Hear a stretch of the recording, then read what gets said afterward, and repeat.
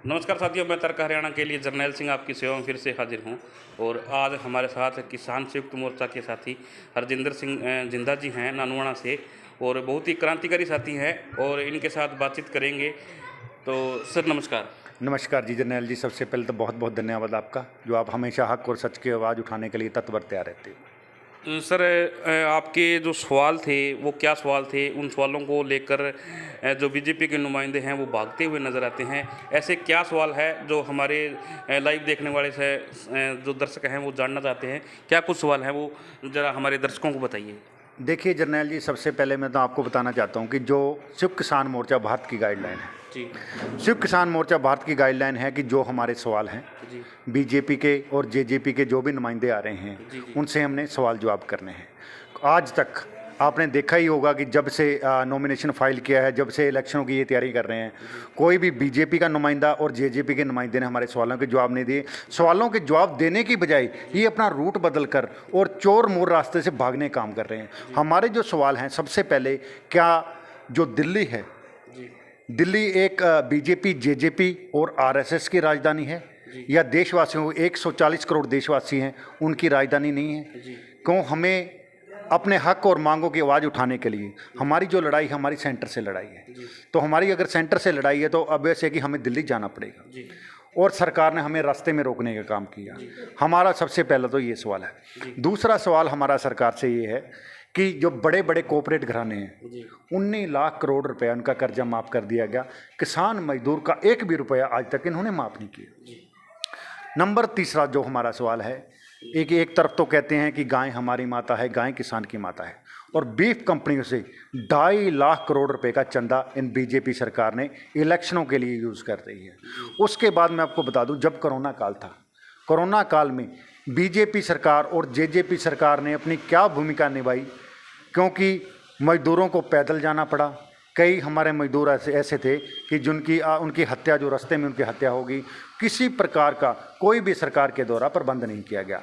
और उससे आगे जो है, जो सरकार ने अग्निवीर योजना बनाई है, 4 साल की उम्र में अग्निवीर को रिटायरमेंट दी जा रही है। और यहाँ तक कि हमारे देश का माननीय जो प्रधानमंत्री है श्री नरेंद्र मोदी जी, वो 74-75 साल के हो गए और 5 साल फिर दोबारा क्यों मांग रहे हैं?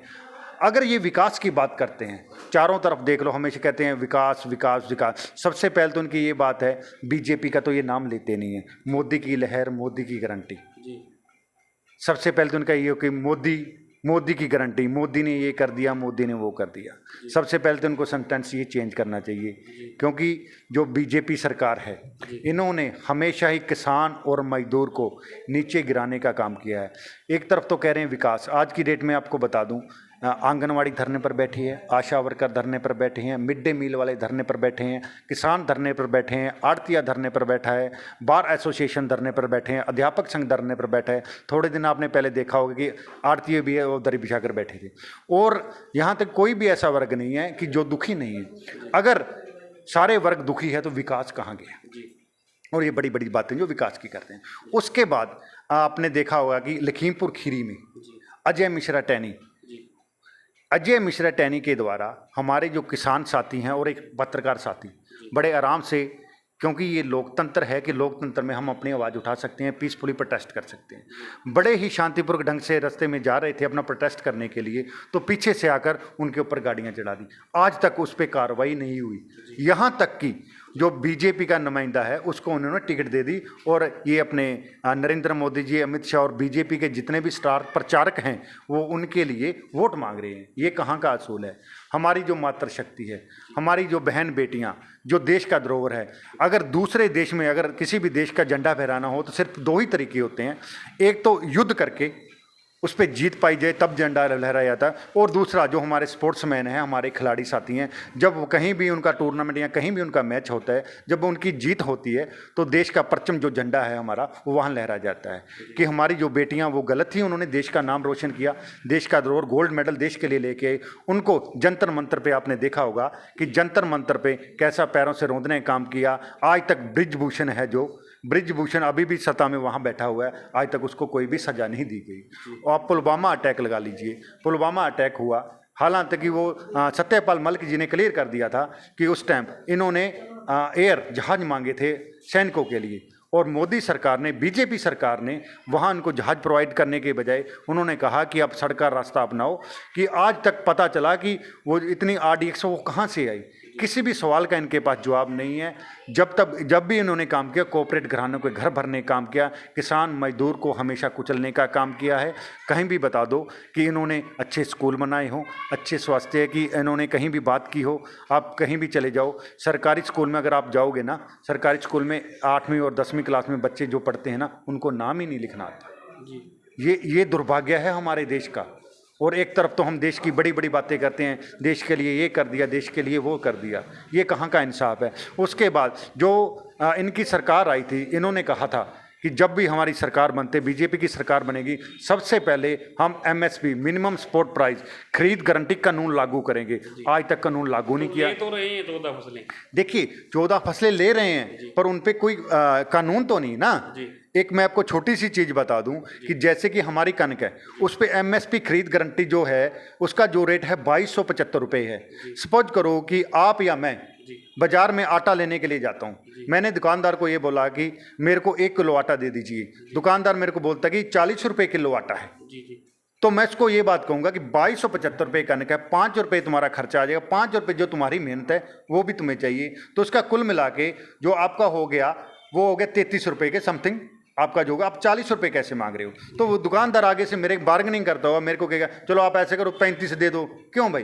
क्योंकि जो MSP रेट है मेरे को पता है कि उसका खरीद गारंटी कानून है। और दूसरी तरफ अगर मैं टमाटर या कुछ और सब्जी लेने जाता हूँ जिसपे कानून खरीद गारंटी नहीं है, टमाटर है, टमाटर तो उसने बोल दिया कि 200 रुपये किलो टमाटर है, मेरे पास जवाब ही नहीं है कि टमाटर का मेरे को रेट ही नहीं पता। जब तक मेरे को रेट नहीं पता होगा तो मैं इसको कैसे बोल दूंगा?